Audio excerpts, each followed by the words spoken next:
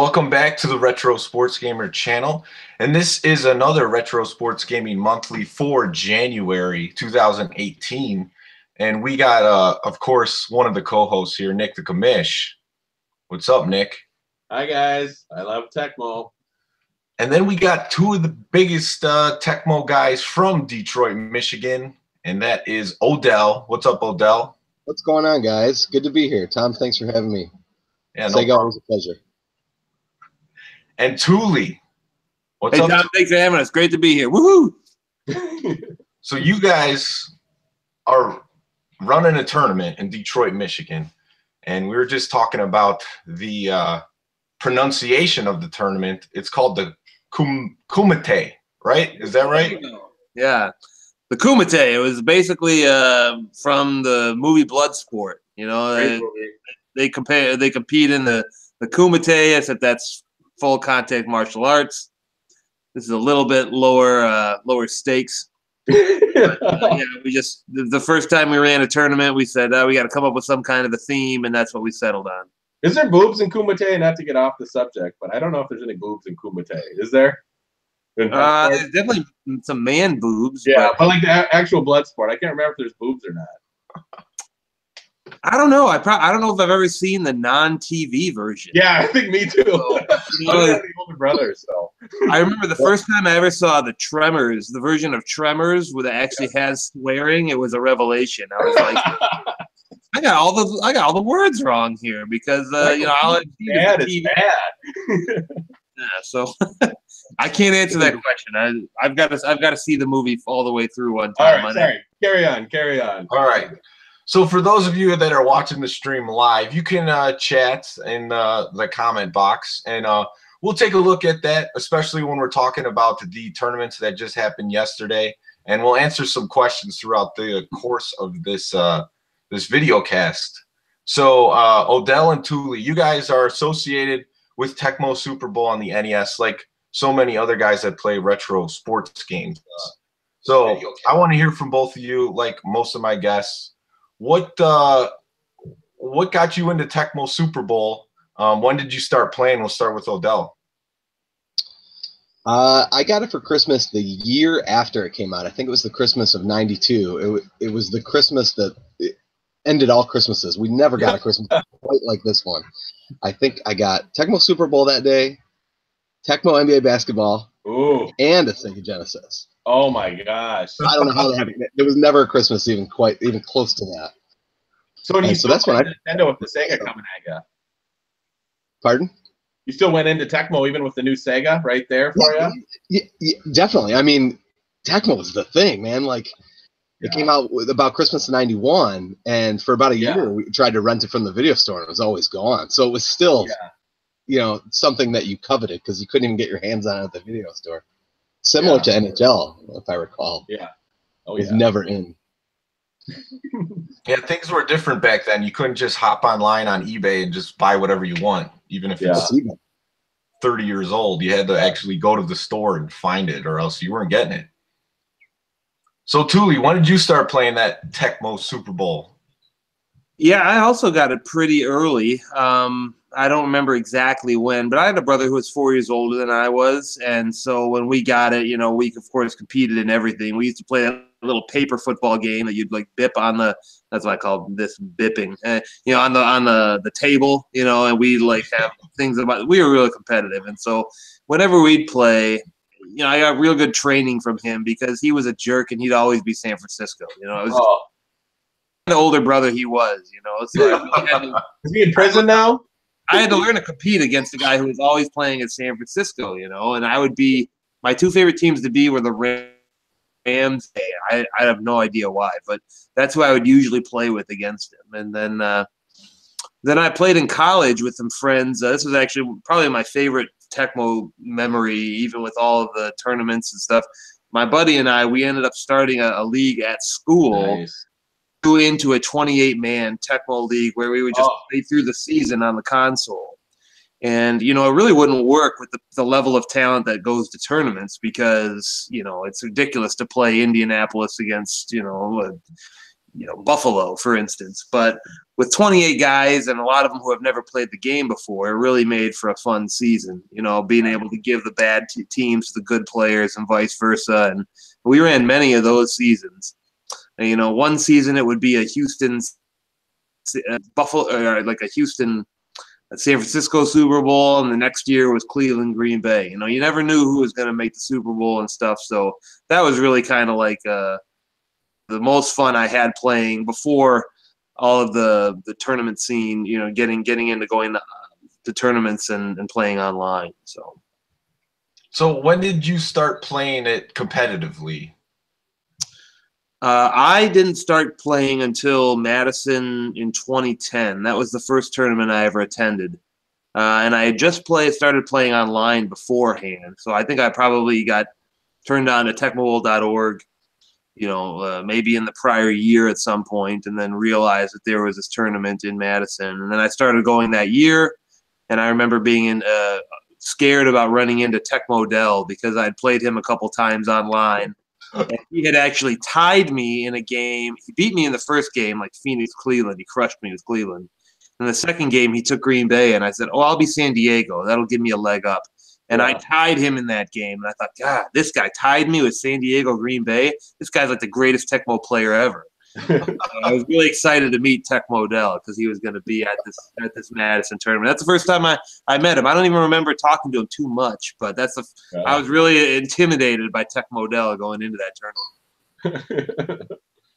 So Tecmo Dell, in that tournament, Matt O'Toole here, he went to the final against Mort and suffered a halftime, JJ.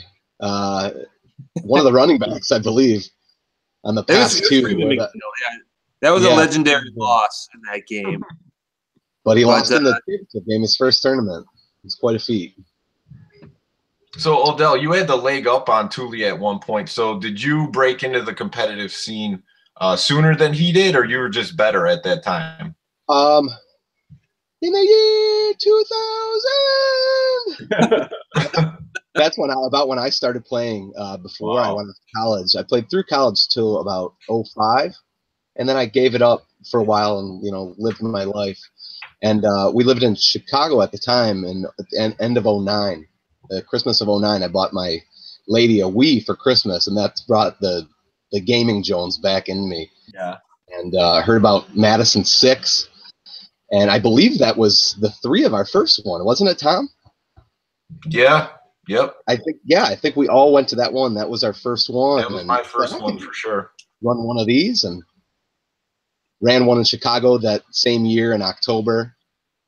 Thought to myself, why not? I can run a 50-man tournament by myself in Chicago. And needless to say, I needed a ton of help, and I got a lot of help from guys like O'Toole and QB Browns and the Holzbauer brothers, and we all got pretty lit up on some Miller Lite all day long, and it was a good time at Galway Bay.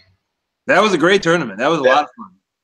I couldn't remember the name of that bar. I knew it was a basement bar in Lincoln Park. That's all I used to say because I couldn't remember the name of it.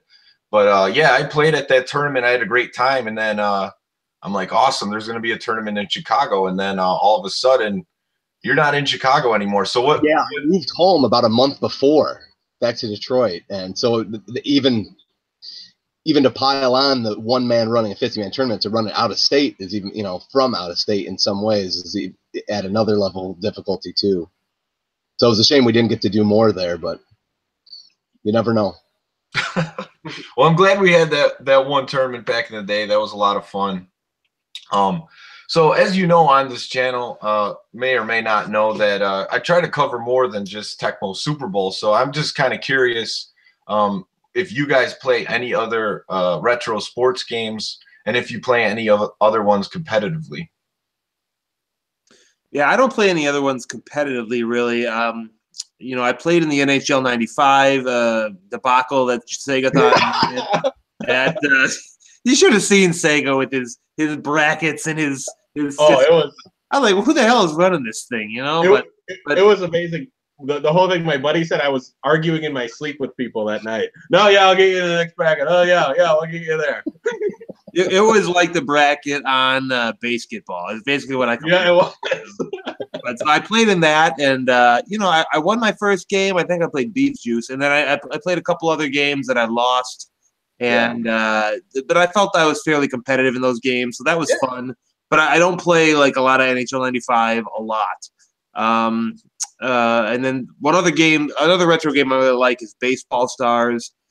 We did about 3 or 4 leagues online in Baseball Stars, kind of redrafting the original 8 teams into 8 other rosters, you know, kind of like High Speed Tecmo League does, but for Baseball Stars. And I actually won that a couple times. And then the last time we played, some guy came out of nowhere and just like dusted everybody. So Baseball Stars is the greatest. Nice. I really like Baseball Stars. You know, I think RBI Baseball gets a lot of love.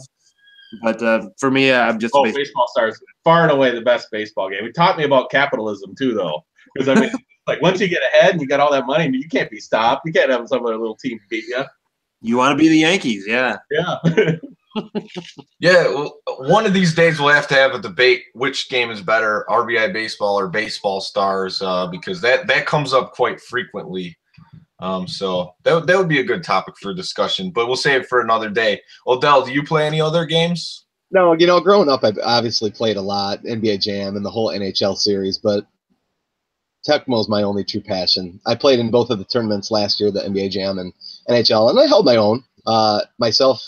And I don't know how you say. I've always said Jebba Greg, but I've recently found out that it's Big Red at the end of it, so it's J-E Red. Nebraska fan. He and I won 1 game of Jam, and then I won a few games in NHL. I like 95 compared to 94 personally. I'm with Sega there. Preach. But I really just play Tecmo. Fair enough. Tecmo is a great game, so you can't go wrong with it. So let's talk a little bit about this tournament coming up. It's your 6th one. It's the Detroit Kumite. So what inspired you guys to start this tournament up? It's hard to remember, I think. Having ran the one in Chicago, you know, Madison is what it is, and it's amazing, and I wanted to emulate that. So we did the Chicago one, and then I moved home and had a kid, and we took years off in terms of running tournaments. And 2013 was our first one at the old Shillelagh in Detroit, and that was a really good time. It was a great tournament, especially for our first one.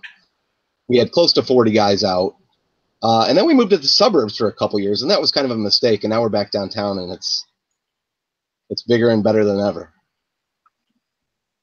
Yeah, we the first tournament was close to 40 people. We just said like, like $10 entry, just come and let's play Tecmo. Let's see what happens, you know. Yeah. And like I said, we got about 40 guys. And the next year it was in the 30s again. And then, like Eric said, the next 2 years we kind of took it to the suburbs, kind of closer to where we live, because Eric's about a half hour from downtown, and I'm about a full hour from downtown. I live closer to Flint. But you know, then the last year we took it back downtown and found a really good venue, and we're back at the same venue this year, so we're really excited about that, and hoping that we have kind of the same success as we had last year. You know, last year was the first year that I thought we were going to have a terrible tournament going into the day. I was really nervous about the tournament because we only had a little over 20 people signed up, and I said, well, what if 5 people don't show up when you got 15 people, you know, and how's that going to go? But we actually ended up having about, you know, a little over 30 show up the day of. So we had a really like robust tournament, and it was a good day. And you know, if we can build on that for this next year, we'll be really pleased. We also had a lot of people that normally came that couldn't come this year, like all the Millers. They usually came. They didn't show up that year, and Mort couldn't come. And there were just a lot of people that were used to kind of being there that weren't there last year. So I don't know if they'll be able to make it this year or not, but we hope they can come. And they've come most of the time in the past. So we're hoping for them to make an appearance again. How many CRTs do you lug then to set up? How many big TVs are you hauling into the venue when you guys go? We've actually relied so heavily on the players to really supply a lot of equipment. And this year I've at least taken a step towards acquiring some more, checking out Craigslist and checking the free stuff. I got one really good free one like a couple days ago, and I'm excited about it. And now I'm planning on continuing to find more. So oh, you'll find them. You'll find them. Just find in space later and still be buried. But people do have them, and they don't want them. Yeah, they don't. Yeah, it's impressive what guys like Troy have acquired. You know, been able to accumulate. And like, wow, you know, because, yeah, we have pretty much just relied on people. I think last year we had about 12 stations, and we probably needed 15 in order to run one round per, you know, half hour. So we were a little bit short, but going into the tournament with how many people had signed up, we thought we had enough to run one, you know, and then more people came, which we always, of course, rather have. But, yeah, we've really just relied on people to bring equipment so far. So. Yeah. I can't wait till they do like a Storage Wars from like 5 years from now in Madison, and they buy Dave Murray's old thing, and it's just a bunch of 50 TVs that he's gonna have to get rid of. There'll be like 1% of the viewing audience singing like, "Oh, you struck gold!" That's my gosh, is that a Panasonic? Oh, all right. So one of the things that I think is cool about your tournament is it's not the conventional formats. You actually use the Swiss formats to open up the tournament. So can you tell me a little bit about that? Yeah, that was a new thing we did just this last year. And prior to that, what we did was completely random draw. I brought a prop here today. These are the old ping pong balls. We used to do, everybody got a number, and we would just every round draw a pair of balls, you know, and you know, kind of do this with them, and then read the ball number off, and that's who you're playing this round. And I was just looking back at Kumite 1, and poor Eric had to play a regulator 2 rounds in a row, you know, like stuff like that would happen, you know. And it used to be that you just did that until you lost 3 games, and then you were booted. But you know, like what happened after the first couple of years, we realized at the end of the tournament, when we were on like round 13, you know, we were playing for the championship, there was nobody left because all the other people had gotten eliminated and they left. So we went to 11:30 at night, and there's like 3 people left in the building. Yeah, it was really anticlimactic to have the finals being played with nobody there. So we switched to the Swiss format, and the nice thing about it is that, you know, at the end of group play, it's kind of like groupless group play. We have the preliminary stage, and can you explain Swiss to people and me a little bit. Yeah, so the Swiss format, the way it works is that the first round, it's kind of like you have a random opponent, and then we use the challenge website to have this Swiss tournament, and for the next round, it groups people of similar records together. So if you won your first game, you play somebody else who won their first game. And conversely, if you lost your first game, you play someone who lost their first game. And so, you know, towards the later rounds of the preliminary stages, you've got the better players, people who haven't lost, playing each other. And you've got the people who haven't won are playing each other.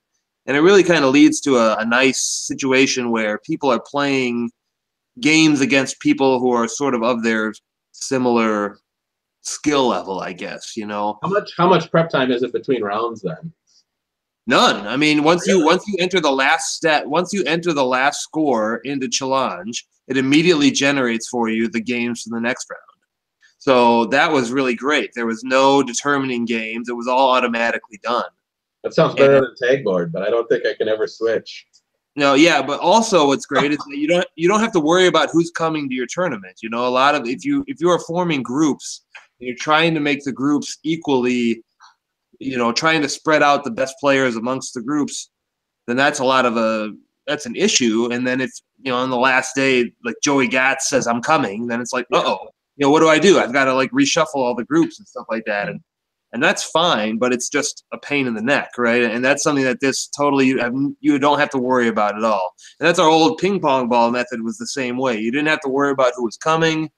You just dealt with it. But the ping pong balls took a long time. But using challenge has allowed us to just, you know, immediately once the one round is over, the matches show up for the next round, and you can say, let's play, you know.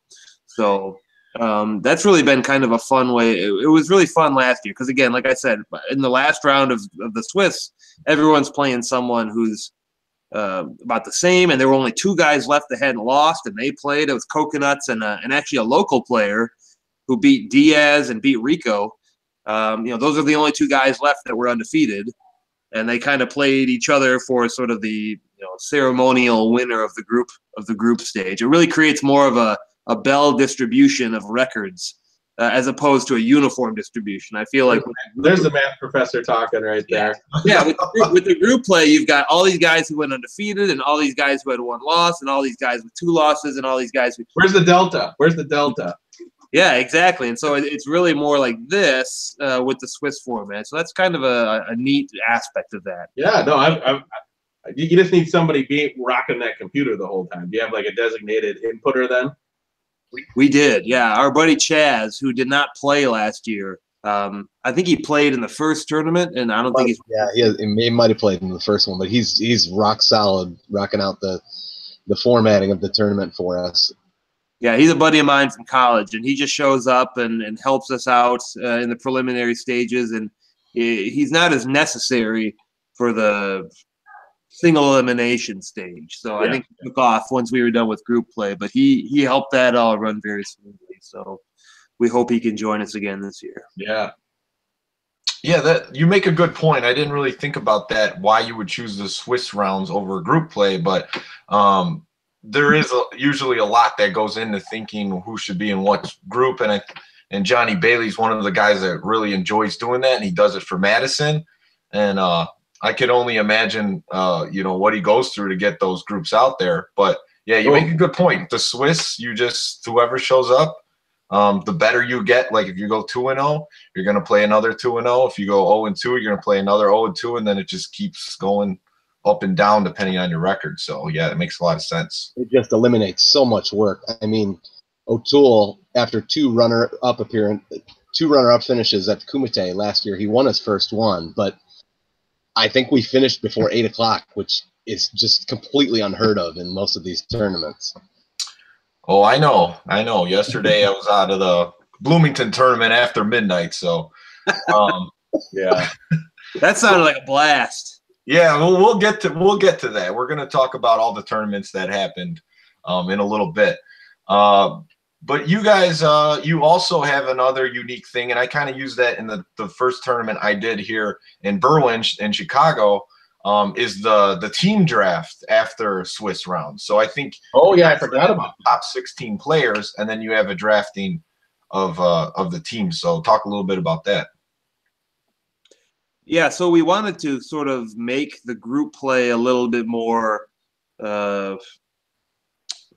mean something, because a lot of times you get out of group play, and then what really matters is the single elimination. So we made it so that when the top 16 players advance to single elimination, but you drafted one team to use throughout up until the final round.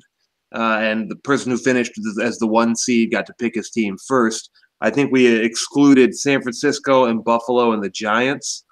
And this was something that we took so we borrowed this from Buffalo. So DT came up with this for Buffalo. Yeah, DT, who ran, of course, the tournament in Portland basically this weekend. He's got a lot of great ideas. He's just a fantastic guy if you've never met him.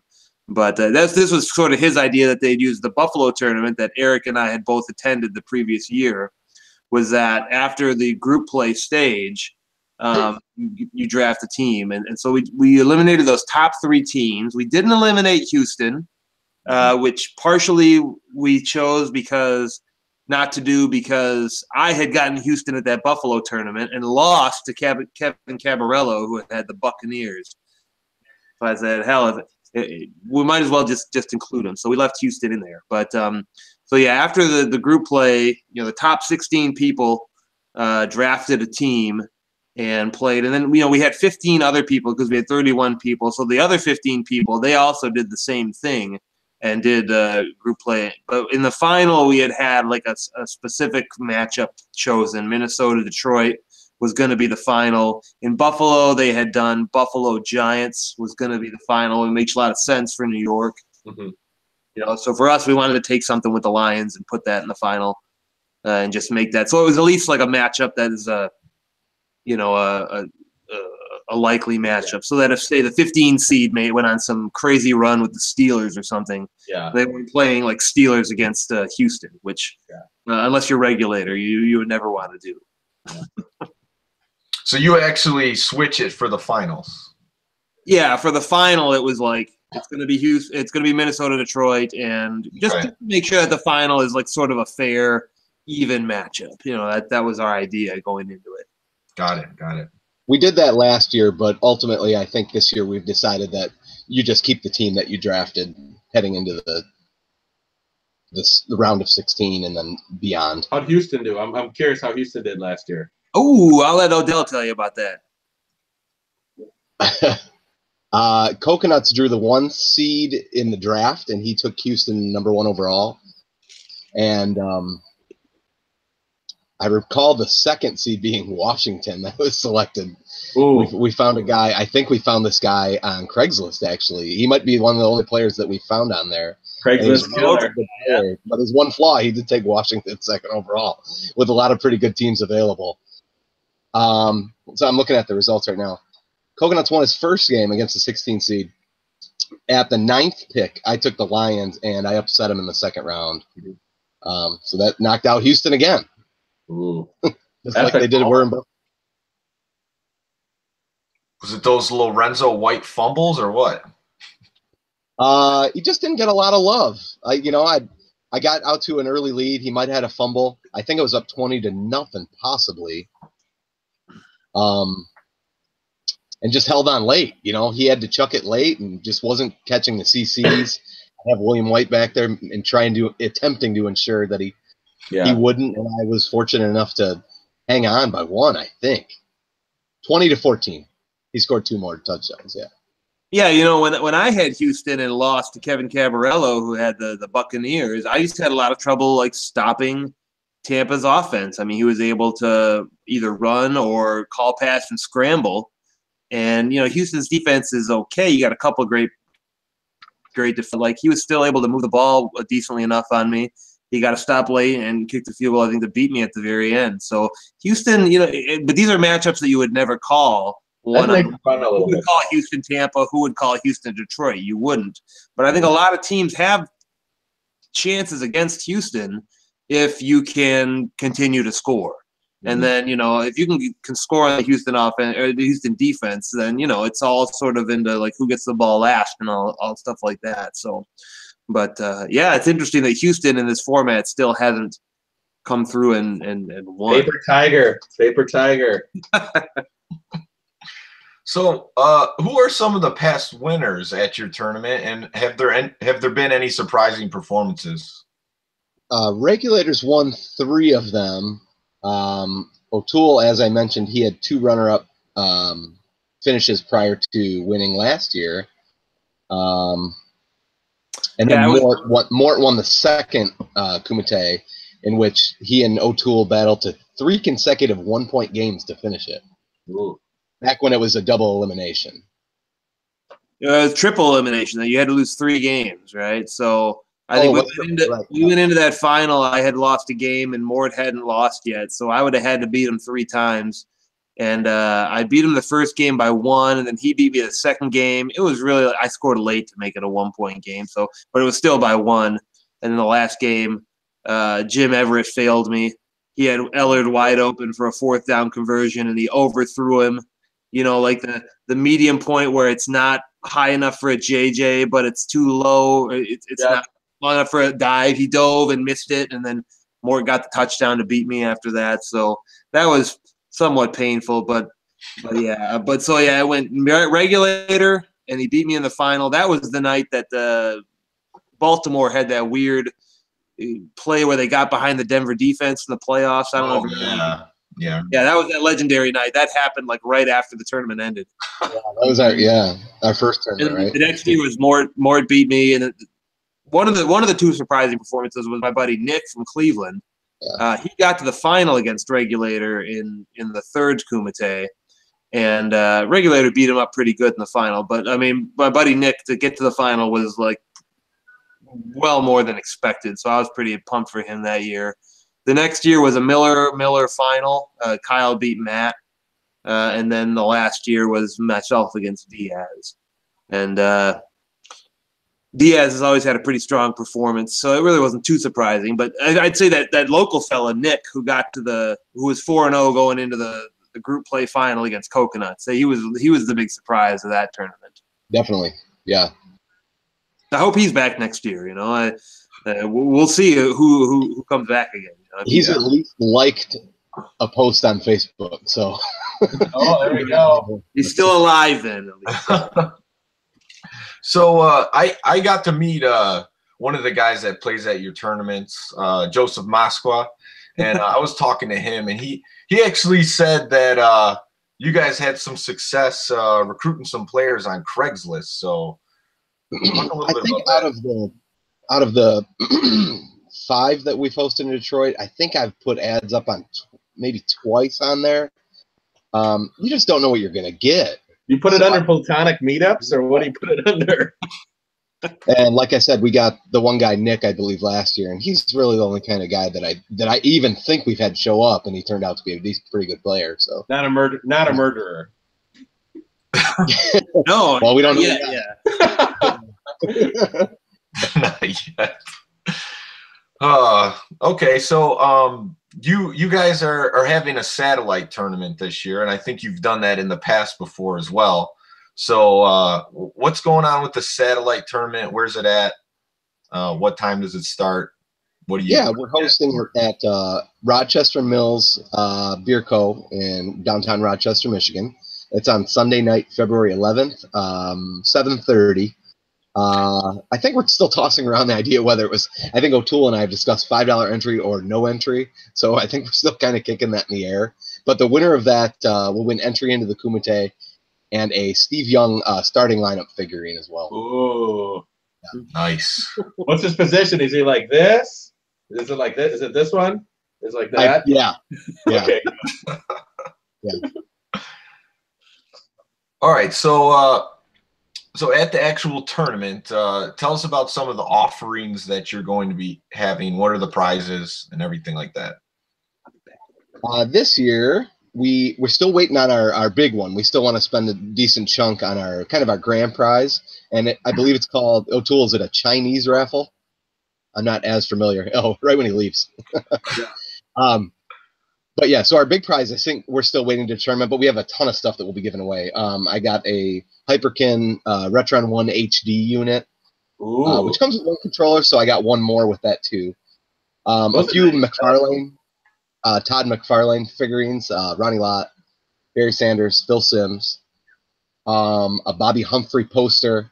Has he got his helmet on or off of the poster? The Humphrey poster? It's on.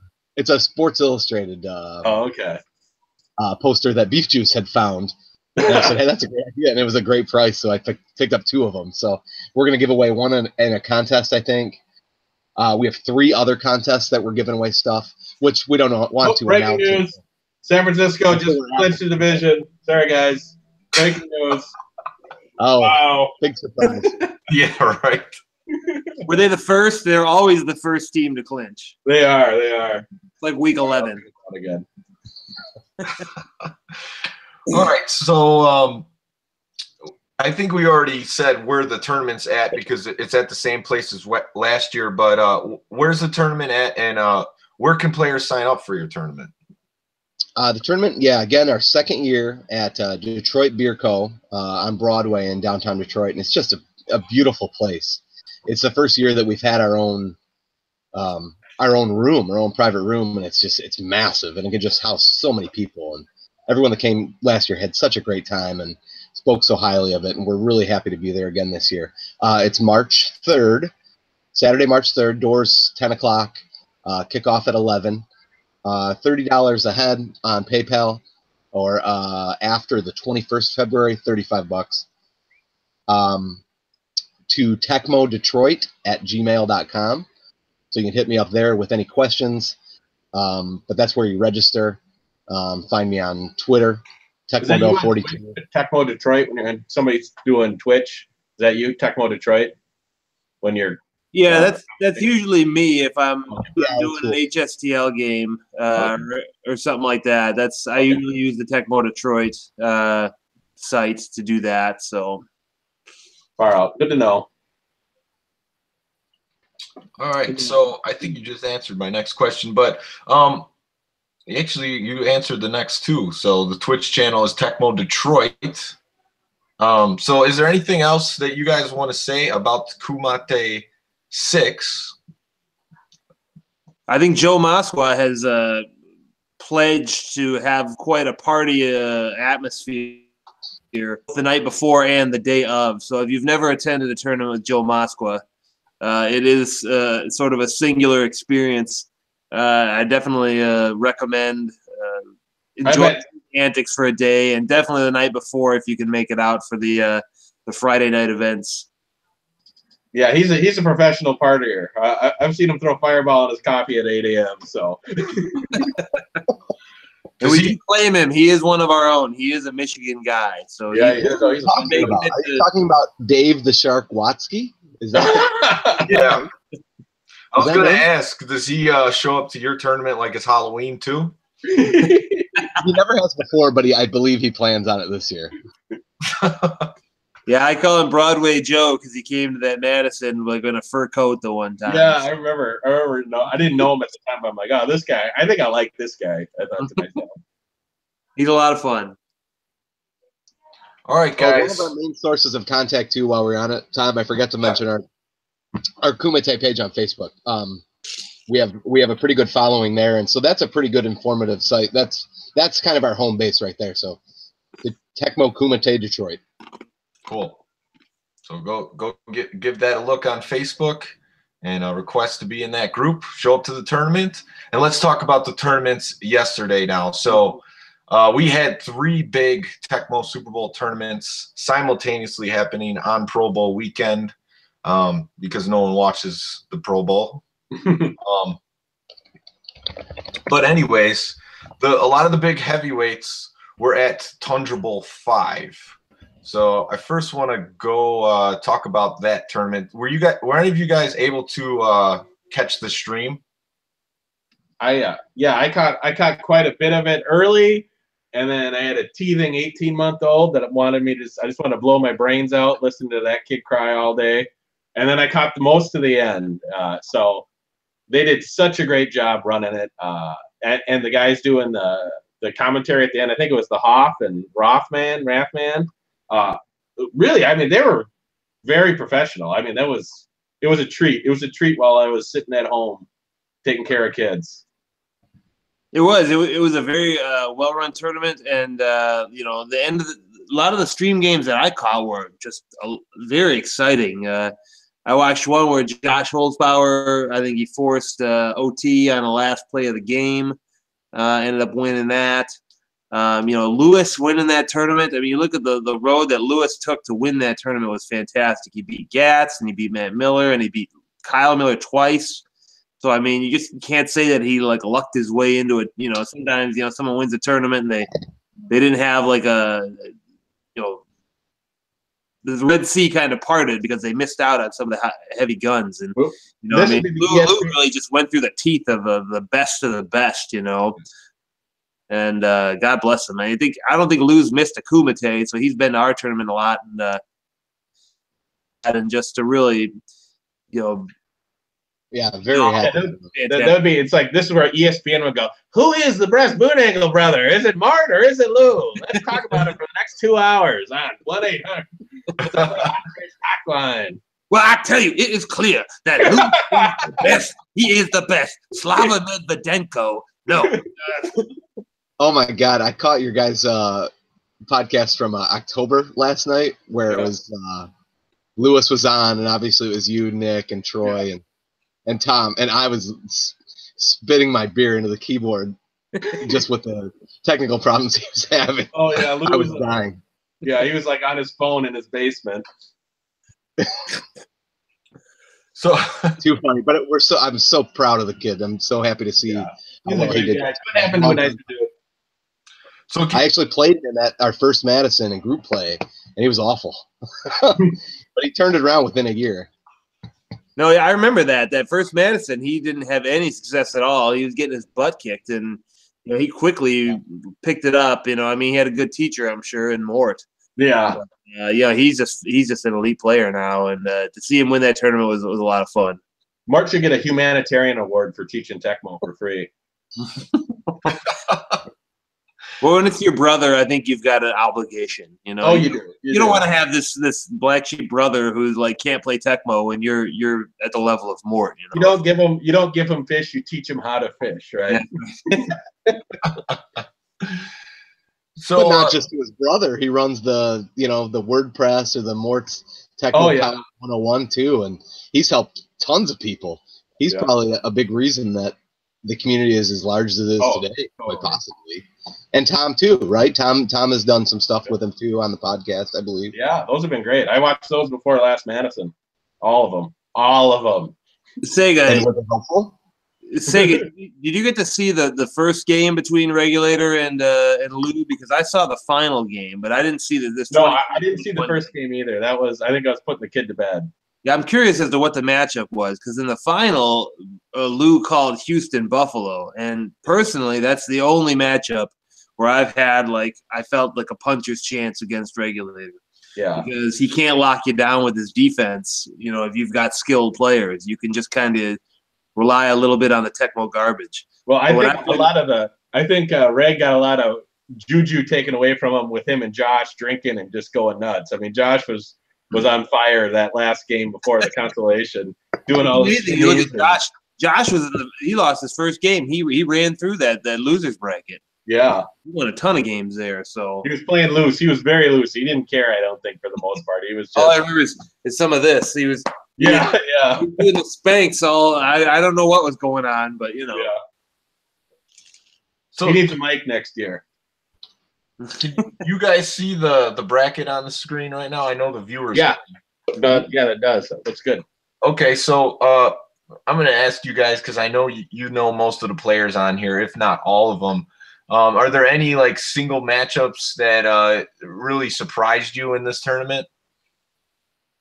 Meaning upsets? Yeah, upsets. Yeah, exactly. Because obviously, I think Lewis winning, no one really expected that to happen. So I would start there. He played awesome, and it looks like we blew out Gats 24-zip. What happened there? Was Hank 0? Yeah. What did you say, Nick? He blew out Gats 24-0. Was Hank taking a shit, so he didn't have a Gats wasn't tapping. Oh, he wasn't. I'm just playing. I don't know. He made a statement about not tapping until Madison recently. Oh, really? Okay. Basically, just so he doesn't have to rely on it. Yeah. And because I know, if he deems him that he and Regulator will eventually meet in the final again, he's the one guy that can beat him, supposedly. Okay. Although I'm sure there's more, but yeah. But yeah, I think, the only thing that sticks out to me is I wouldn't expect Lewis to beat Regulator twice, but that's what you have to do to win a big tournament like this. Yeah, that's exactly it. Yeah, I was looking through some of our old Kumite stuff, and he beat Regulator, and Kumite won. He gave him his only loss, and that's a game where you had to lose 3 games to be eliminated. I think Regulator got him later, eliminated him later, but Lou did beat him there. And then in Kumite 2, where Regulator was there but didn't win, I think he lost a game to me, and he lost a game to Lou, and he lost a game to his brother. So Lou has a history of competing with Reg and beating him. But yeah, to beat him twice in one tournament is impressive, and to beat Gats at 24-0. Yeah. As well. I mean, those two guys are. I don't think there's any argument that those two guys are the two to beat. And then if you throw Chet in there, Chet Holzbauer, he'd be the third guy that I would feel like, if I ran into him, that's the guy I don't want to see. But for Lou to do that was really cool. I was really happy to see Lou pull it off. Yeah, just so the viewers know, Red 98 said Hut Hut. That is Lewis's gamer tag. So in Tecmo, so that's him going through the winners bracket and just pretty much going undefeated. And from what I hear, the thing that Lou is really good at is calling the matchup to where he's he feels like he calls a matchup and it's going to be in his favor. And, you know, just based off my experience from yesterday, so many people were deferring the matchup call.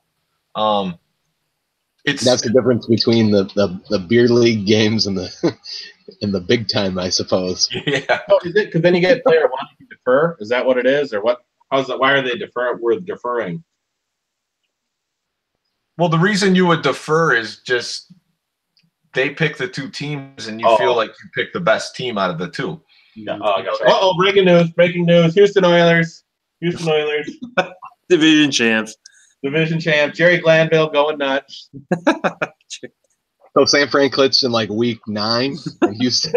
Yeah, basically. No, I would never defer against in a big time game. Like if I was playing somebody who was a noob, I might defer just because you never know. I've had people call against me Seattle, Tampa Bay, you know, and like fine, you know, like okay, I'll take Tampa. Yeah. But in a game against somebody who's really skilled, like I want to play a game in a matchup that I feel like, you know, I have a chance to win in. Yeah, I'm a horse and tapper, so I'm just taking away running backs every time I call a matchup. Yeah, the other thing, I was talking to Darth Rockman, and he said there was a surprising player that came out in a couple Kansas City Chief games to make big plays was Emo Harry. I think that was that one player you're talking about where Josh tied the game against Joey Gatz, because I did see that on the stream, and they were calling it like a back shoulder throw. Basically, there was he was double covered, and DeBerg just chucked it over there, but like he was so slow that he like stopped in front of the double coverage and caught the ball and just scored a touchdown. I saw that too. I'd never seen that before. It was like the two defenders were standing in one spot, and the X ended up in front of the defenders. You know, and then the receiver ended up right on the X and scored and caught it like it was an uncovered play. But like, what the hell were the defenders doing, standing where they were standing? I'd never seen something like that. Neal's got grit. He's got grit. He broke off the route. He knew it. Him and DeBerg. It wouldn't surprise me if like the Holzbauers played this like like Madison like group that plays weird games and weird matchups, and they don't even talk. They just go. We about to be Harry, whoa, you know, and then like they bring it to the tournament and like down. But I'd never seen that before. It was really like a weird glitch moment, but you know, it was really kind of. The Giants, it's all going paper right now. Just going chalk so far. It's all chalk, yeah. So yeah, the Tundra Bowl, it looked like an awesome tournament. I would say compared to like Madison, it was like an elite player tournament. Yeah. I don't know how many people that they had that were local stragglers from Green Bay, but that was like a hardcore group of Tecmoers that battled it out.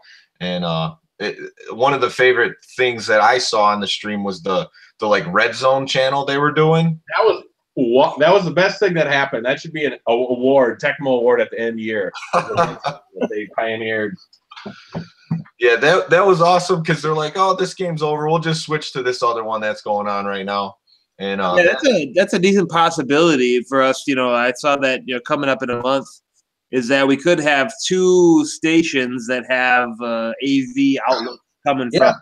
And then if, the TV that we're featuring is a bad game, we can just swap out what's coming into the computer and say, now we're doing this game. So we might try that, but it would require someone being pretty active. Yeah, that's the whole thing, because you want to have fun. That's a hard thing when you're running your own tourney. You want to have fun too, and then you end up just getting tied up with all that stuff. But it makes the stream watching so much more enjoyable. I mean, like where, this game's over 2 scores or a 2-score game. Let's shift to a game that's worth watching, or that's much more exciting. Yeah. Hey, do you know of anyone who won the Elder jersey? That's what I was coveting the most out of everything. You know what? I did talk to Troy about that. He said it was someone in his group. He's in the chat, so maybe he can answer that. I definitely have to give a shout out to Troy that he did win the consolation bracket. And he was proud that he beat Joey Gatz one time in his group play. He had to play him twice, so that's kind of bad luck for the group play. Well, Denver Broncos, big upset. Raiders are out. I'm surprised Seattle didn't win it. Seattle anyway. Anybody can win that division. It's like the NFC South. So anything else you guys want to say about the Tundra Bowl 5? Retro Nathan just did such a top-notch job. I mean, he was really working at that. That's the thing, like we were talking about before we went on air, is just how great these guys running the tournaments are, and it's just top-notch now. You know, you can't just like me. I'll throw up some tag board and put up like a PP video cam and just let it go. And it's like you can't do that anymore. You need people talking. You need people running. You need the challenge Swiss whatever Delta thing going on. It's passing me by. I feel old. Come on, Sega. You doing this? Yeah, baby. After scoring a goal, I don't know what that was, but you were that made your stream for me. I'll never forget that. Just to kind of go off it is like there is a kind of a fine line I'm kind of dealing with is just I got I'm a dad and a professional at work, and I'm getting drunk playing a 20-year-old football game with my dick out. You know, those are the things that are happening, and I kind of like to keep it separate. You know. And you're willing to admit that on the internet too. So. Oh yeah, what the hell? Yeah, it's weird. Vikings taking down the kiddies. At one of the Madisons, I got him. One of the guys came up to was like, "Do you mind if you get interviewed by this local news guy?" I'm like, "No, that's fine." And so I told him like who I was and where I worked, and then he put in the news report that I like worked at Kettering University in Michigan. Yeah. And then for some reason, somebody at Kettering like found this. Yeah. And they like posted it to the Kettering webpage, and I'm like professor competes in video game tournament. I'm like, this is not what I want. Like my professional side of me is like this is like the dark web part of me, you know. It is, yeah. It's just a light gray web really for us, but it's still. Why you go to the tournament as Dave the Shark Watsky? You know? Yeah, I know. I think I need nobody knows who you are. Moscow, I need an alias. Get me one right now in the first hope.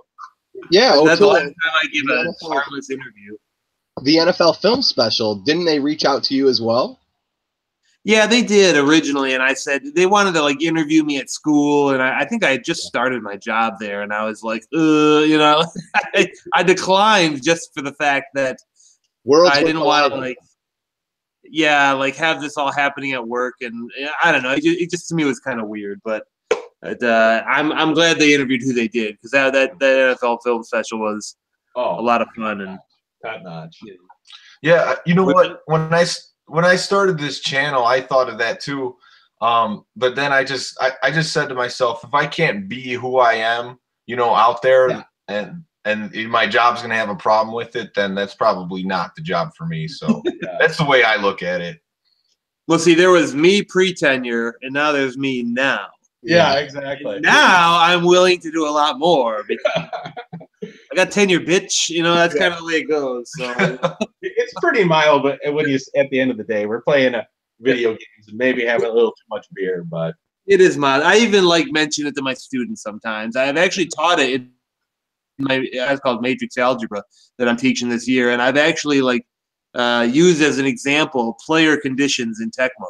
Oh, I love it. You start in average, and there's an X% chance that you go to bad, an X% chance you go to good, and if you're in good, you can go to excellent.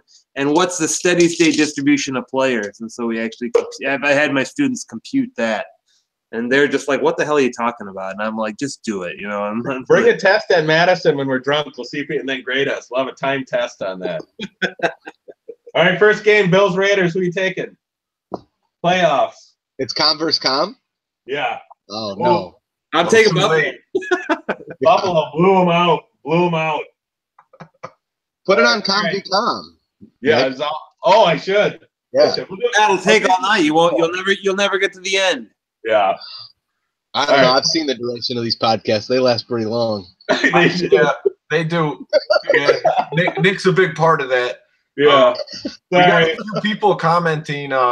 Coach Huna says Emil Harry then tied a game for Regulator. Oh. So he came up big for Regulator in a game. We also got DT in the chat saying, really enjoying this math talk. And Troy said that Casual T won the Eller jersey. Casual T won it. All right. Okay. He'll probably get Ellard in HSTL next season too. Yeah, you have to, right? Yeah. That's my advice, Casual. Draft Ellard. Oh, he's the best. I don't know if you can get him at the top pick of the last pick of the second round, though. Yeah. Ouch. All right, let's go. Well, we got another. We got another. Tom, you want to get into the next one? Sorry. For sure. The next bigger tournament that I played at yesterday was Blono Tecmo, and I'm actually wearing the shirts right now. That's a good looking shirt. That is nice. Unlike Nick the Commish, I actually wash my shirts. But yeah, it was a good it was a really good tournament. It's their 15th one actually, but this is the first time that most of the Tecmo communities heard about it because Tim Mann, who is the organizer for that tournament, actually posted it on TecmoBowl.org. So a few of us heard about it, and mostly the guys that are in Illinois went to go give that tournament a try. And it's more of a party-like atmosphere, and that's what Tim positioned it as, and that's exactly what it was. Nice. Since he wasn't doing a stream, I thought it'd be interesting. I'm like, well, you know, I could do streams. Like maybe I could go do the stream for him. So I talked to him about it, and he said, yeah, come on down, do the stream for us. So we did the stream for them. It lasted 12 hours in total. I knew it was going to be a party atmosphere, so I thought I should put it out there on TecmoBowl.org that it's not safe for work. Yeah. So we did that, and it pretty much was the whole time. And I think, you know, you could actually hear Tim give his like opening ceremony speech, and it was pretty normal at the beginning, and then he's like, you know, you guys have you know, be courteous to the ladies.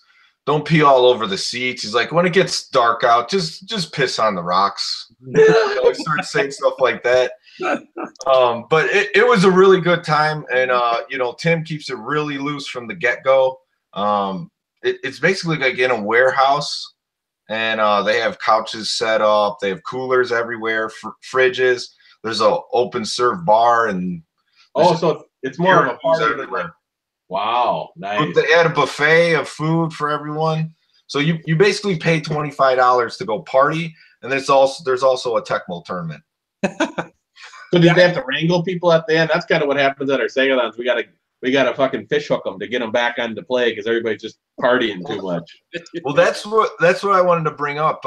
There's actually a guy working behind the scenes for Tim, and his name is Mike Peesh, and he's the guy who's like making sure this tournament's actually happening. Yeah. So he's behind the scenes.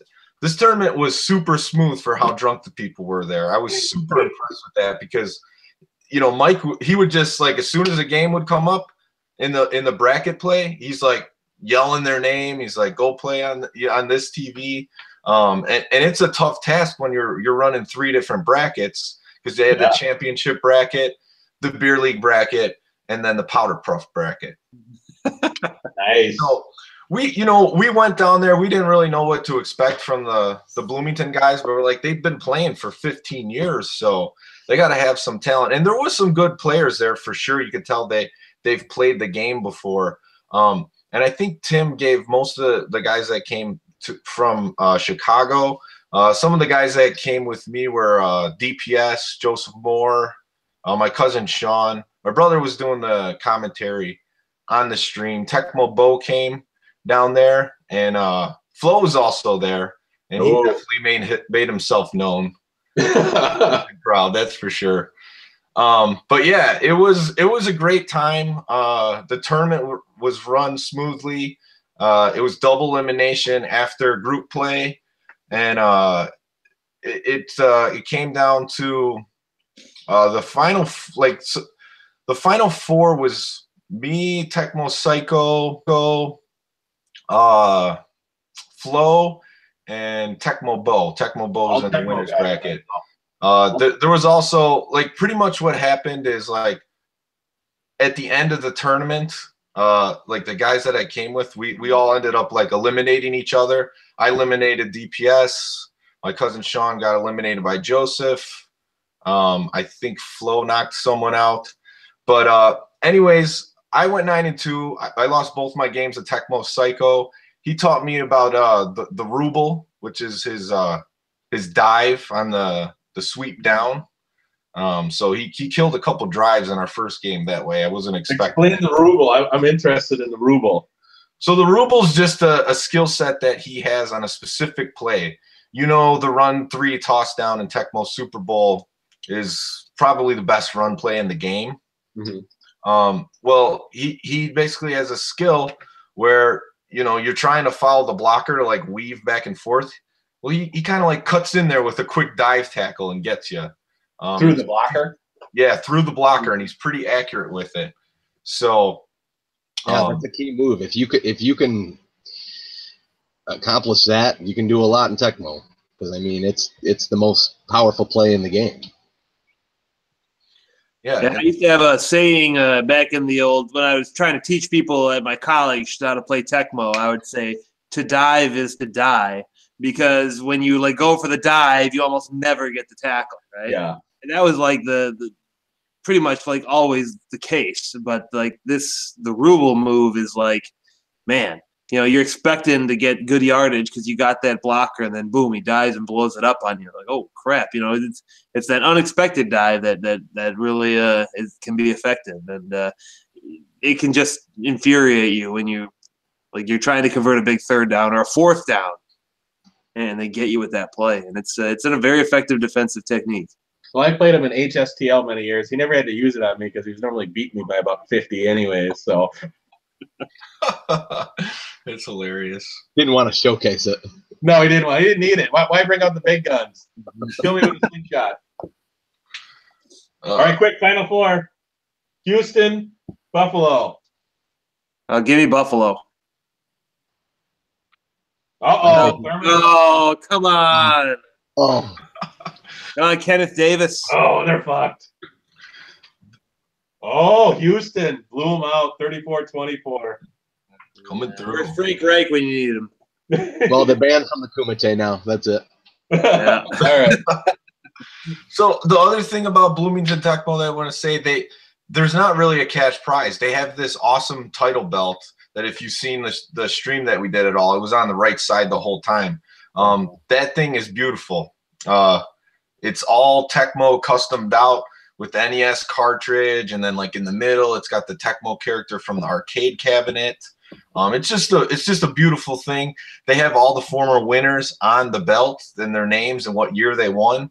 And this year, the winner of the tournament was Tecmo Bow. He got to take that home with him, and he got a free entry into Madison with the win. There was some really good games at the end, but there was a lot of drunkenness going on towards the end. So that's why we went to after midnight. Yeah. The biggest, I want to say the most emotion was in the game between Flo and Tecmo Psycho. I don't know if you guys seen that game at all. Emotion amongst one another, or? Well, there was that. There was like holding hands for 5 minutes and it's got to be the longest each other's ear game of all time. And then, 5-minute game of Tecmo. Yeah. And then, yeah, exactly. And then there was a game that happened after that, and you know, it was actually really well played for the fourth quarter. There was a big fumble that happened against Flo, and he pretty much just lost his cool, and Tecmo Psycho just ended up winning 19-7 in that game. And after that, you know, I heard that Flo was the most gracious acceptor of a third place trophy of all time. Can you tell us about that? The third place trophy. I will tell you about that. So I actually got a fourth place trophy at this place, so that's pretty cool. They're giving out all kinds of awards.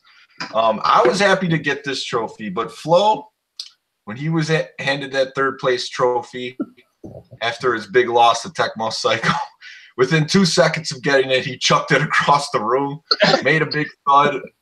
It broke. You know, it was funny at the time, but going into a new tournament, I think it was his first time there. It's probably not a good look, but he felt bad about it. He doesn't have any good looks, though, but he's fun. He's our flow. Okay, after midnight, nobody remembers anything anyways. Yeah, but I think someone gave him a look right after that, and he's like, what? I was trying to throw it out the door. He hit the wall, and it just shattered. So I don't know, but it was a funny moment. You know, they got a taste of Flo. That's just kind of how he is. He's a good guy. He just loves Tecmo, and he always feels like he should win the tournament. And when he doesn't, he just loses his cool. That's pretty much all it was. Oh, I love it. But yeah, the funny story in the finals for why it was taking so long is Tecmo Bo. You know, he really wants to prove himself and how good he is at the game, and he's great. But he didn't want to beat Tecmo Psycho all sauced up. And if you watch the game between Flo and Tecmo Psycho, they were taking a shot like, I don't know, after not every play, but couple a quarter. And then at one point, Tecmo Psycho just chugged a bottle of Bailey's. Oh. And, I don't know who gave it to him, but he just pounded it. So he was outside for quite some time. I was giving him bottled waters from my trunk, trying to get him ready for the next game. Tecmo Bowl was bringing him out pizza. So there was like a, you know, I wouldn't call it a rain delay, but you know, we were trying to sober him up for that championship game. Like Tyson in Tokyo, when they didn't have all the cut kit on Buster Douglas, they were just putting like a glove of water on his head.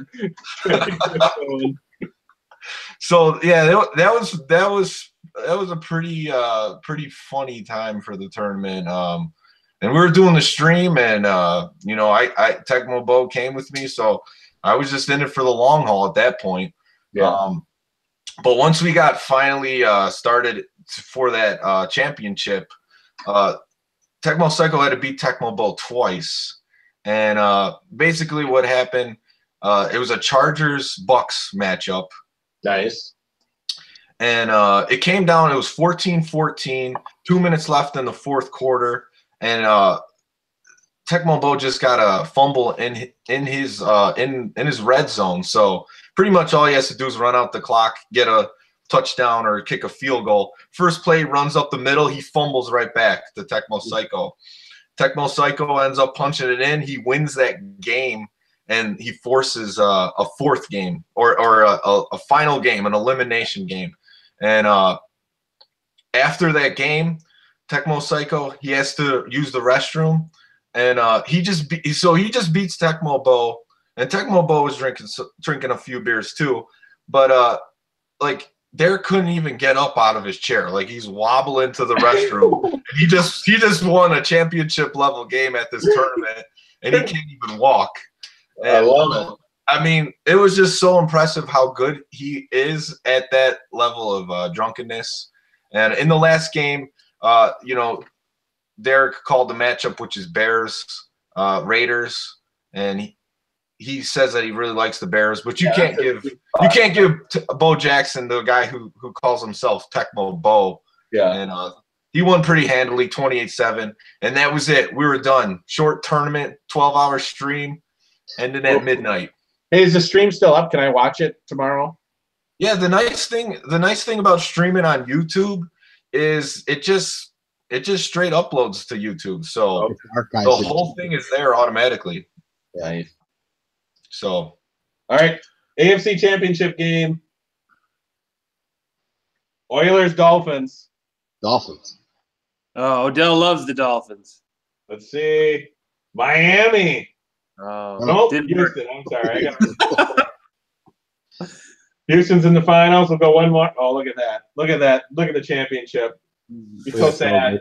This guy's so sad. That was the best. Back in college, doing those playoffs, we do them all in one night. Yes. Oh, they're the best. You get to the Super Bowl, man. You get that championship screen. That was the greatest. It was. All right, Saints are going to get stomped here. Then we'll do the Super Bowl quick. Yeah. Come on, Saints. Oh. There we go.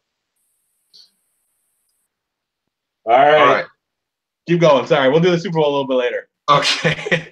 So there was the third tournament, and this was in the Northeast.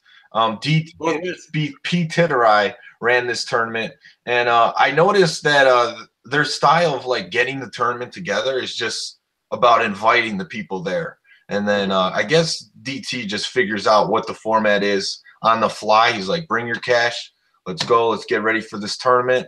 And he just makes it happen. So they had a little bit smaller turnout than some of the other tournaments. I think there was about, what, 12 people? 13, 14. 13, 14. From what DT told me, yeah. So, Odell, if you talk to DT, what did he say went on at that tournament? One of the things that I had noted was Tick. And just to correct you, it's in the Pacific Northwest, not the Northeast. Oh, sorry about that. Yeah, I said the wrong direction. So Tick, he's a guy from out there. He's quite the character. He won the Madison costume contest a couple years ago as Ric Flair, and was pretty entertaining. He kicked a couple field goals on third down. In the case that if it gets blocked, he's got another crack at it.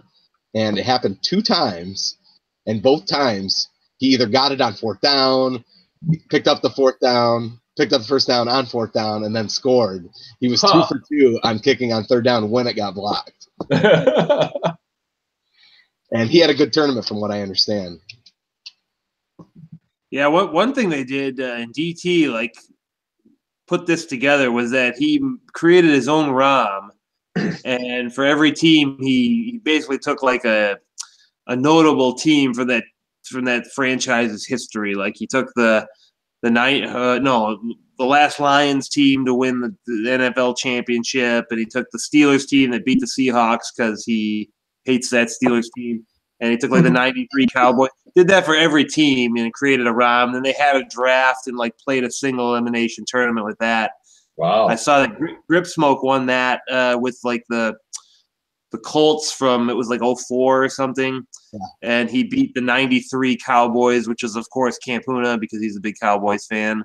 But like, you know, DT, and he even had like a countdown and like kind of laid out like why he chose all these teams on T-Borg, and that's the mark of someone with no kids. Yes, right there. The ability to put that together as just sort of a side thing at his tournament.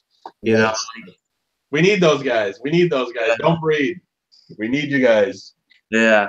So, but yeah, like DT. I mean, he's great for stuff like that. I mean, he's just really committed to doing a concept like that. So he's really done a lot of things like that in the past where he puts a lot of effort into that. So, and then the final in the other was Campuna and Grip Smoke as well. I think they played in the final of the actual tournament, and it looked like Camp came out ahead on top of that and took home the tournament. So that was good job, Camp. All those guys are good shits out there too. If it wasn't like 90 hours away, I would do it. Oh yeah, I road trip with Morton Lou from Buffalo. You can pick me up in Minneapolis. They actually did it. Yeah, they actually. I know, isn't it amazing? Yeah. Yeah, in some sense, you know, like an event like that, if you could get like 10 to 15 guys together that you know are just like, you know, in it to have a party and have fun and just have a good day together, that would be just as fun as rewarding, I think, as having a 50-man tournament. You know, I think you can have just as much fun doing stuff like that. Yeah, they essentially ran 2 tournaments out there. They did the Greats ROM, where they did it on the EverDrive cart that I know you've mentioned in the past, Nick. And then they did the regular one where Grip had to beat Camp twice to go on. Grip got him on a last-second one with Ryzen, where Lonnie Young didn't jump on the final play for Grip to get the first game, and then Camp won the second one, Saints over the Steelers. Okay. Yeah, so the other thing about that tournament, if you guys don't follow tecmobowl.org already, go check it out and go to that tournament thread that they had, because DT had a lot of nice write-ups in there, like promoting the tournament, about that ROM and what the skill set was of each team, kind of like paraphrasing it. And those were some good reads. Didn't read all of them, but read a couple of them, and it was pretty funny. So I liked seeing that. Yeah, he had his whole ranking system down, so when they went into the draft, people had an idea of what kind of team that they were looking for. And he mentioned some surprises of teams. The 62 Giants were one that didn't get drafted, and they were an aerial attack, which was kind of a surprise back in the 60s. With like Kathy Gifford's husband. The 99 Rams were like, he had ranked 3rd, and I think they went 7th overall in the draft. So it was a fun ROM. I played 2 games with DT the night before, and I played with that 99 Rams team, and it was fun. All right, you guys, we're at Super Bowl time. I know. You're ready to give us that Super Bowl. Let's go. Oilers, 49ers. Com v com. Oh. I'm taking Niners. Niners all the way. Niners all the way. I'll get it in closer. I'll go Oilers just for giggles. Oh, that route. It's a route. I lose again. Oh, look at that. 85% Cool Joe. Cool Joe Montana. Rathma. Beautiful. Look at that. Kill screen, Tecmo kill screen. Never seen it. Yeah, never seen it. George Seifert hoisted high. Yes. All right, so lady creams. If you guys got it, for the guys watching, if you got any questions, we'll answer them after we just go through real quick the upcoming tournaments. So the upcoming tournaments we have, the next one coming up, there's one in actually I can't say this. Dubuque, Iowa. That's on February 24th, 2018. It's the Tomzak Bowl 10, and this is a Madison Major tournament. Never been to it, don't know much about it. Have you guys been to it? I've been to it. Beef Juice is a hell of a guy. He throws a good party. Great time. I would recommend going. It's an awesome time. Yeah, I've never been to it, but Beef Juice, we got to hang out with him one year in Madison, me and him and Molds. We tore it up a little while after one tournament and had a lot of fun doing that. So I can only imagine what kind of a good show he puts on. It should be a lot of fun. Yeah, the only thing I know about the tournament is they use a tier system for group play, and it's kind of like almost overlapping tier sort of system. They make a nice graphic for that, and when I finish this video, I'll put a link to their website below in the description box so you guys can check that out. That's happening in less than a month from now, and on that same day, there's actually a tournament that's not Tecmo Super Bowl. And we already talked about it in length last week, which is Troy's tournament, a flurry of goals, NHL 94 tournament. Would you guys ever play in an NHL 94 tournament? I know Nick would, but what about you two guys? Is that a game you would dive into? Yeah, I would. But just having it be that far away, if there was something a little closer, then I might consider it. It's just for as not hardcore as I am in that game. Yeah, you just don't want to get waxed 8 times. It's kind of the same thing. Like I try to get my buddies to come to Madison or wherever, but they just don't want to get dusted 3 games quick and then go. They'd rather just, it's just gotten to a higher level on a lot of these games than it used to be. Yeah, and I just haven't played 94 much, So if I was someone who even just enjoyed playing the game a lot and had played it a lot, I would consider going for sure. I'm still working on cloning myself twice, so I can go 1 to Dubuque, 1 to Green Bay, and then 1 with my kids. So still working on that. But if not, and if I can't get the clone, I'm not sure where I'm going just yet. So I need to know how that works out. So yeah, get a loop on that one, please. Yeah, Commish, do you have the kitchen pass, as you call it, to go to either of those tournaments? I'm slowly building, but there's nothing in solid yet. We still got to do our Segathon here. We normally do our Segathon around that time, and I haven't even had time to even do that. So figuring it out. We're figuring it out. And one more Tecmo tournament coming up on March 3rd. Besides the one in Detroit, the 6th one. I can't pronounce the name of still. Kumite. Yeah. Is the one in Lincoln, New England, and I believe Matt Nobby's the organizer. It's also on March 3rd. From Nebraska. Nebraska. Get this guy a map, man. Get this guy a map. Northeast, man. Hey, That's in the Southwest. Go. I got in late from Bloomington yesterday. You gotta forgive me. I didn't sleep much. Took my daughter to swim lessons at 9 a.m. So You got to do the whole diaper thing in the pool. That's always fun. yeah, that took forever. It's only the I tell you what. Before I had kids, I would have advocated for a 4-day work week. Now that I've got 2 kids, I want a 6-day work week. I'm so happy to I don't need to be home for 2 days. The second day of the weekend is awful. I don't want to be home. Put me back to work. Oh my God. When is this going to be over? Somebody please help me. And I've only got 2 kids. Some of you stiffs have 3 or 4, like, what do you do? Retro Nathan, he can't be stopped. I know. Right? Oh man, and Troy's got 3 now. God bless you all. So what you guys are saying, the tournament's in Lincoln, Nebraska? Yes. Okay. All right. And when is that in February too?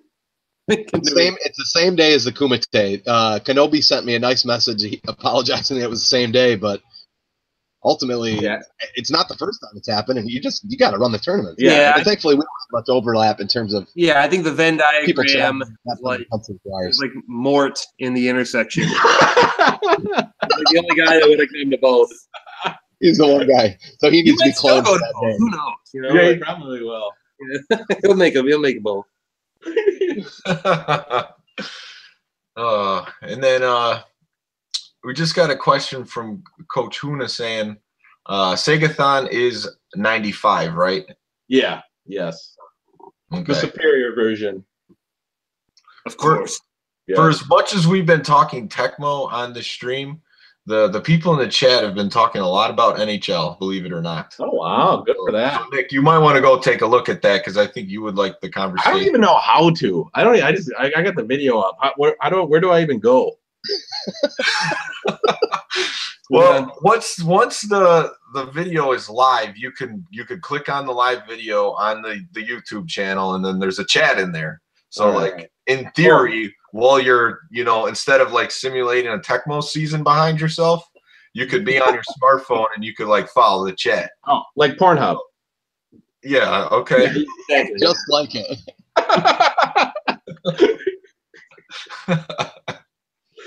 Oh man. And some people are saying that they're not too big of a fan of your 95, so you can shove it, they're saying. Oh, that hurts. That hurts my feelings.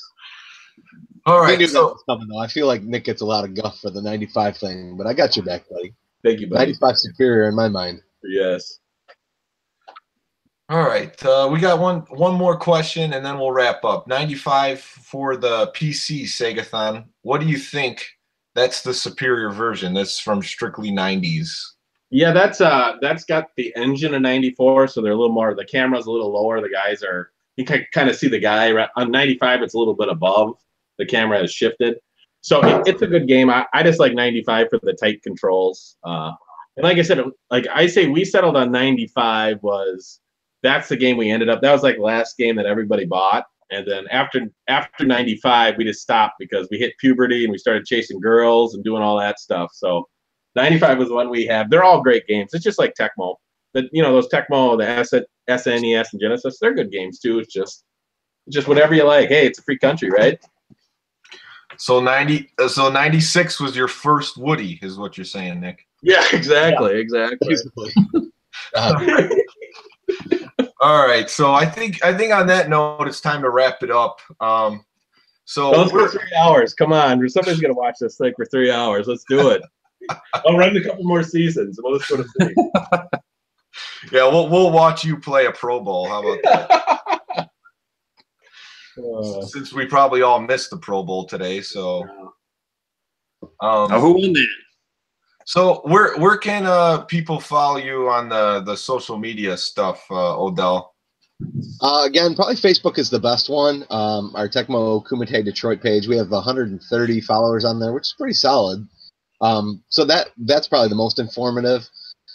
Twitter, TecmoDel42. And yeah, TecmoDetroit@gmail.com for registration and other information. What about you, Toolie? I'm not all that interesting to follow, so I just give your email address for your professor. Yeah, right, yeah. My Twitter handle is O'Cool. It's like O'Toole, but with a C. That was an old nickname I tried to give myself in high school, but I didn't catch on. Oh. But the Twitter handle was available. You know, like I'm a big guy of like having like I don't want a name with a number after it. You know, I want a unique name, so I had to come up with something that wouldn't require numbers. But you know, no, whatever. I'm not really interested to follow. I don't post a lot of stuff. So the Tecmo Kumite Detroit, page is where you want to go. We're posting there a lot, and we're going to have a stream for the tournament. So, you know, I'm looking into getting some audio equipment so that we can have some people broadcasting. Like I was saying to you guys earlier tonight, Dave Murray, it looks like he might be in the area when we have the tournament, so he might be there. I think Hoff said he's looking to come to the tournament this year, so we may get him on the stream for a while, so people actually know what they're doing. Maybe we can get Tom to show up, i.e. Ron Jaworski. I think every time I hear you talk, I just think about Jaws breaking down a play. Who knows? But yeah, we're looking to have a good stream this year. A lot of good games for people to watch. I think we had a lot of good potential games last year. A lot of our games last year weren't really all that close. There was a couple really good ones, but there were a lot of them that just turned out to be not as close as you might have hoped for on a stream. But that's just the way it goes. And variance is bound to flip. I imagine. Like we had mentioned at Tundra Bowl yesterday, those games seems like every one I watched early on was really close. So. A lot of good games, yeah. They will be ours too. That was definitely a small margin for error tournament. And then Nick, what internet sites are you hanging out on these Twitter, days? Segathon is probably what I post on. Then we got the Segathon site that recaps all the games.